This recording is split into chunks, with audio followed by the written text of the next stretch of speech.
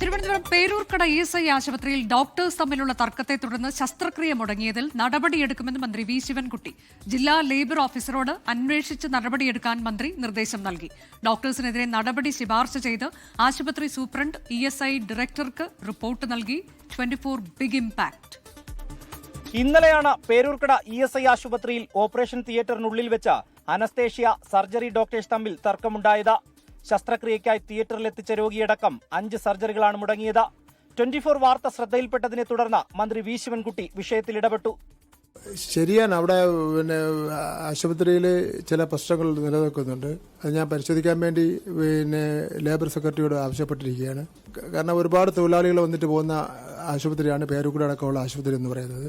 ഒന്ന്, നമുക്ക് സാമ്പത്തികം ഇല്ലാത്തതിന്റെ പ്രശ്നമുണ്ട്. കേന്ദ്ര ഗവൺമെന്റാണ് ഫണ്ട് തരേണ്ടത്, അവർ തരുന്നില്ല. എന്തായാലും അതൊന്നും ഒരു കാരണമല്ല ഈ ജീവനക്കാർ തമ്മിലുള്ള തർക്കത്തിന്. ജീവനക്കാർ തമ്മിലുള്ള തർക്കം എന്തായാലും സെക്രട്ടറി റിപ്പോർട്ട് കിട്ടിയാൽ ആവശ്യമായ നടപടി സ്വീകരിക്കും. അനസ്തേഷ്യ വിഭാഗം ഡോക്ടേഴ്സായ ബിനിൽ, പ്രിയ, സർജൻ ഗണേഷ് എന്നിവർ തമ്മിലാണ് വാക്കേറ്റമുണ്ടായത്.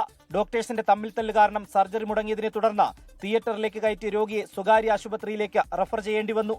സംഭവത്തിൽ ഡോക്ടർമാർക്കെതിരെ നടപടി ശുപാർശ ചെയ്ത് ആശുപത്രി സൂപ്രണ്ട് ESI ഡയറക്ടർക്കും റിപ്പോർട്ട് സമർപ്പിച്ചിട്ടുണ്ട്. ഒടുവിൽ അന്വേഷണത്തിനു ശേഷം ആവശ്യമെങ്കിൽ നടപടിയെടുക്കുവാനും തീരുമാനമായി. പക്ഷേ ശസ്ത്രക്രിയ മുടങ്ങിയതിനെ തുടർന്ന് ആശുപത്രിയിൽ കഴിയുന്ന രോഗികൾ ഇനി എന്തു ചെയ്യണമെന്നുള്ള കാര്യത്തിൽ ഇതുവരെയും ഒരു തീരുമാനമായിട്ടില്ല. ക്യാമറമാൻ ഷൈജു ചാവശ്ശേരിക്കൊപ്പം റിനു ശ്രീധർ, 24 തിരുവനന്തപുരം.